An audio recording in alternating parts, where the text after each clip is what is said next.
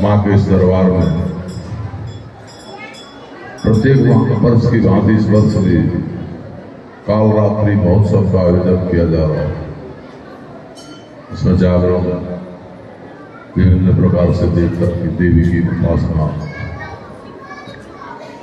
हमारे यहाँ 4 रात्रियों का विशेष वर्णन है। उन रात्रियों में अगर अल्प भी पूजन कर लिया जाए, संकीर्तन कर लिया जाए, जप कर लिया जाए, अनुष्ठान कर लिया जाए तो अनंत फल की प्राप्ति होती है।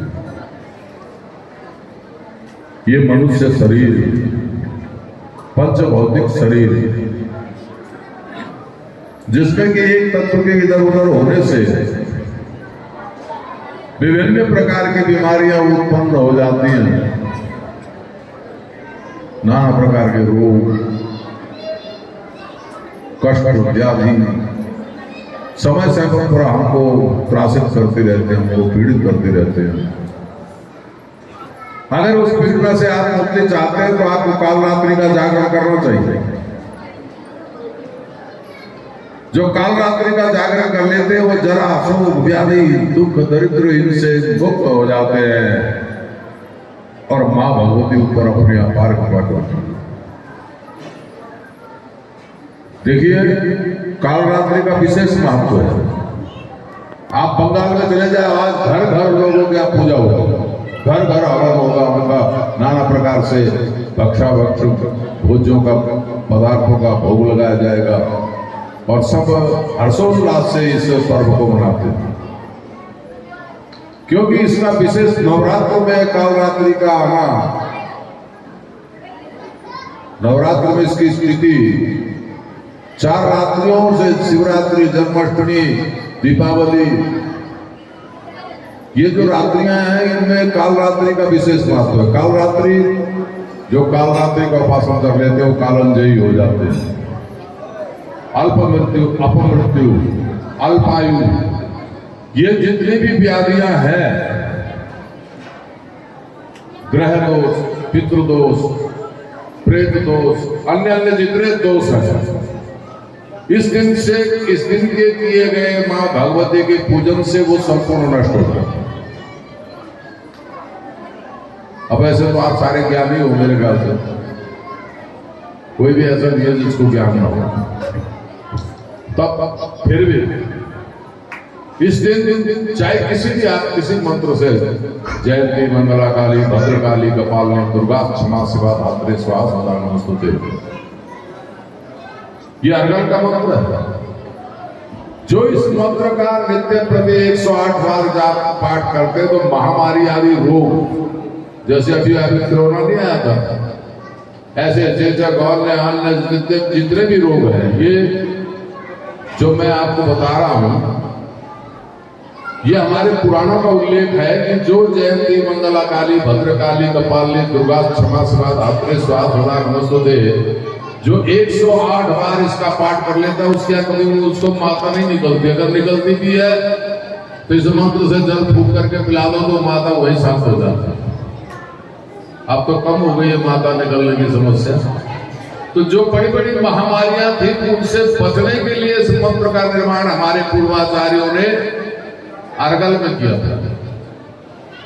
हमारे जैसे आप बहुत से भगत हैं जो नित्य प्रति पूरा दुर्गा सप्तशती का पाठ नहीं कर सकते, तो शास्त्रों में आया है कि उनको पंचांग पूजा करनी चाहिए। कवच, अर्गल, कीलक, सहस्त्रनाम, सतनाम, हृदय स्तोत्र, कवच, कीलक, हृदय, सतनाम या सहस्त्रनाम और एक माला नवारण की अगर वो जाप कर लेते हैं तो उनको पूर्ण दुर्गा पाठ का फल प्राप्त हो जाता है, ऐसा शास्त्र कहते हैं।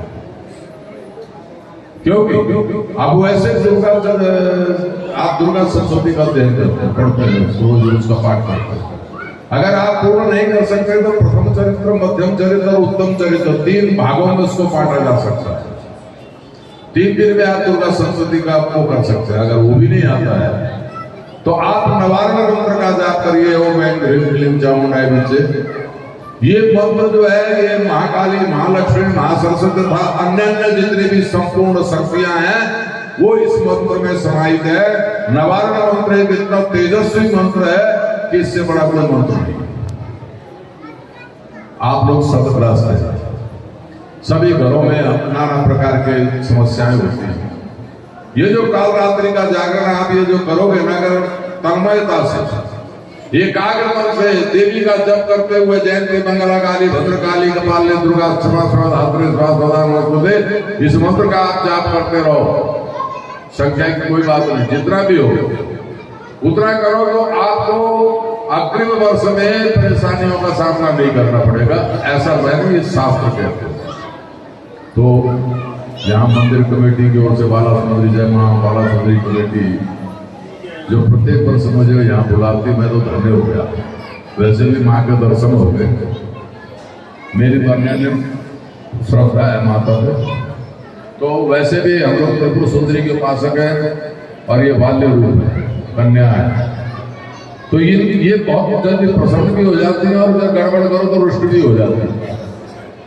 तो इनसे तो वो व्यवहार करना चाहिए जैसे शिशु से किया जाता है, छोटी सी इनको प्रसन्न रखना, तो ये आपके ऊपर प्रसन्न है। अगर आपने जरा सी भी त्रुटि की ये परेशान कर देते, तो आप बड़े धन्य भागी हैं इस कालरात्रि के पावन पर्व पर यहाँ जागरण में उपस्थित हुए हैं। मैं आपके लिए सबके लिए बहुत बहुत मंगल कामना करता हूँ। माँ भगवती बाला सुंदरी से प्रार्थना करता हूँ कि आपके घरों में धन धान्य हिरण्य की वृद्धि हो, आप सब सुखी संपन्न हो, सभी माता पिता के भगत हो, ये मेरी कामना हो।